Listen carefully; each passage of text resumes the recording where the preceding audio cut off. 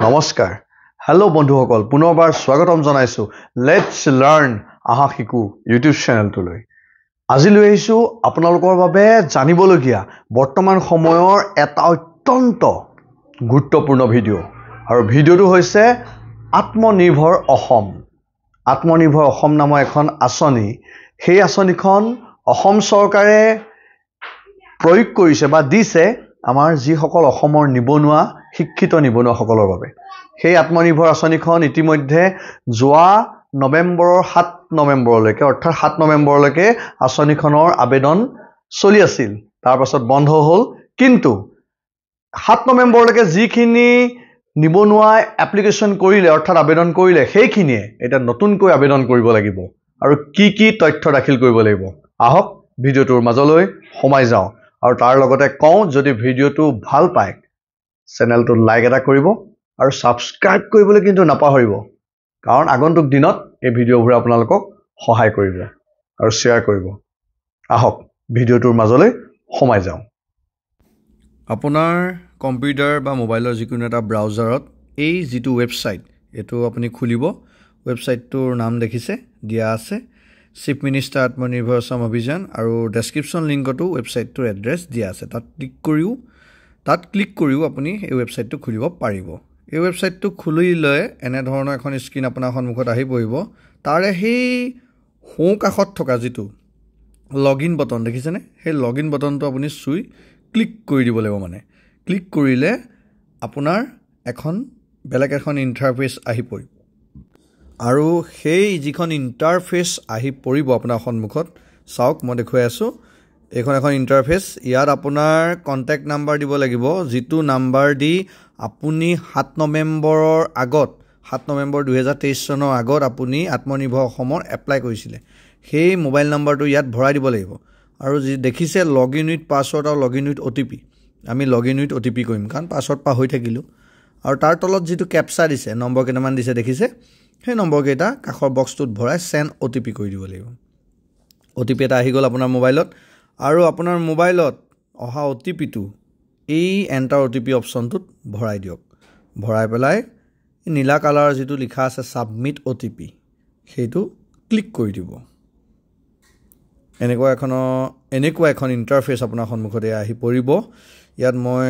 দেখুৱাই আছো আপোনাৰ যিটো গ্ৰীন কালাৰ আছে সাবমিশন অফ এপ্লিকেশন তাত যাব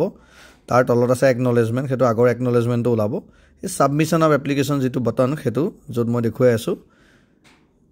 তাত ক্লিক কৰি দিলে আপোনাৰ যিখন এপ্লিকেশন এনেদৰে আহি পৰিব আৰু এপ্লিকেশনখনৰ প্ৰথমতে চাই লওক কি ডকুমেন্টস দিব লাগিব মই হাইলাইট কৰি দেখাই দিছো চাই লওক আইডেন্টিটি প্ৰুফ দিব লাগিব আধাৰ কাৰ্ড দিব পাৰে আধাৰ ইজ বেষ্ট এড্ৰেছ প্ৰুফো আধাৰ কাৰ্ড দিব পাৰে নাইবা আইডেন্টিটি প্ৰুফত PAN card driving licence Aadhaar লিখা আছে ভোটাৰ আইডিও দিব পাৰে এডুকেশনাল কোৱালিফিকেশন এমপ্লয়মেন্ট এক্সচেঞ্জ যিখন ৰেজিষ্ট্ৰেচন কাৰ্ড বেংক পাছবুক অথবা কেনসেল চেক তাৰ পিছত পান কাৰ্ড আৰু প্ৰজেক্ট ৰিপৰ্ট এই প্ৰজেক্ট ৰিপৰ্টটো কি মই পিছৰ ভিডিঅটো আপোনালোকক বুজাম এই প্ৰজেক্ট ৰিপৰ্টটো দিব লাগিব এতিয়া আহক তলত এনেকুৱা ধৰণৰ নাম আপোনাৰ দেউতাৰ নাম সকলোখিনি আহিব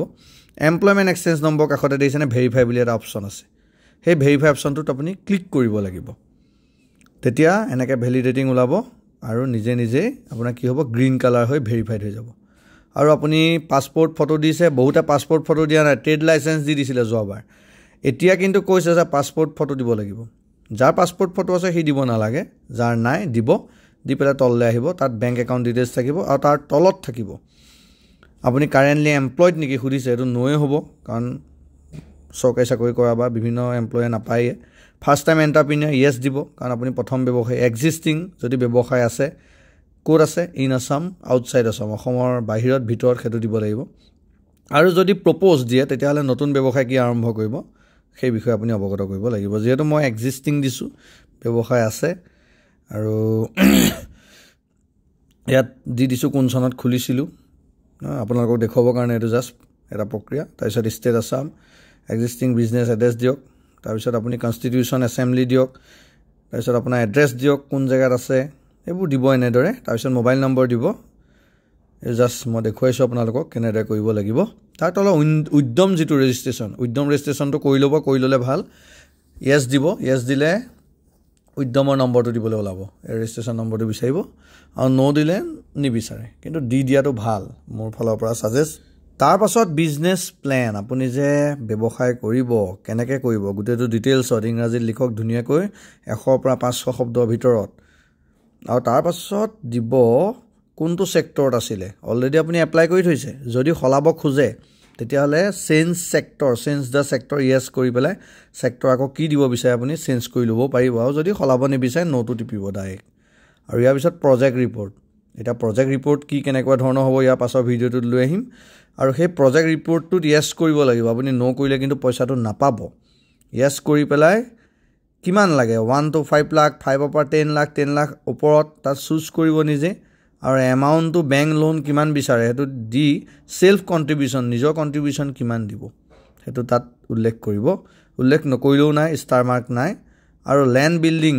মানে আপোনাৰ এতিয়া ব্যৱসায় কৰিবলৈ জেগা আছেনে নাই, যদি আছে অ'নটোত ক্লিক কৰিব নিজৰ, আৰু ৰেণ্টেড হ'লে ৰেণ্টেড। আৰু তাৰ কিন্তু জমাবন্দী কপি আপুনি দিব লাগিব। আৰু জমাবন্দী কেনেকৈ উলিয়াই জানেনে? যদি নাজানে কমেণ্ট বক্সত কমেণ্ট কৰিব, মই কেনেকৈ উলিয়াই আপোনালোকক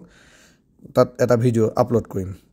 ইয়াৰ পিছত আহিলে প্ৰিভিয়াছ ৱৰ্ক এক্সপিৰিয়েঞ্চ, কিবা আগৰ এক্সপিৰিয়েঞ্চ আছে নেকি, বা স্কিল ট্ৰেইনিং আপুনি পাছ কৰি থৈছে নেকি, য়েছ নে ন', তলৰ ঘৰকেইটা দেখিছে দিব। আৰু শেষত আই হিয়াৰ বাই ডিক্লেয়াৰ যিটো অপশ্যন তাত টিক মাৰি পেলাই ছেভ নেক্সট কৰিব। আৰু যদি ভিডিঅ'টো ভাল পালে তেতিয়াহ'লে ছাবস্ক্ৰাইব কৰিব, শ্বেয়াৰ কৰিব, লাইক কৰিব নেক্সট ভিডিঅ'টোৰ কাৰণে। আশা কৰিছোঁ উপকৃত হ'ব। আৰু নেক্সট ভিডিঅ'টো লৈ আহিম পাছৰ পৰ্যায়ত কি কৰিব লাগিব, প্ৰজেক্ট ৰিপৰ্ট কেনেদৰে বনাব, ক'ৰ পৰা পাব, সকলোখিনি লৈ। আৰু মাত্ৰ এটা ভিডিঅ'ত গোটেইখিনি শেষ কৰিম। তাৰ আগতে জনাওঁ ইয়াৰ শেষ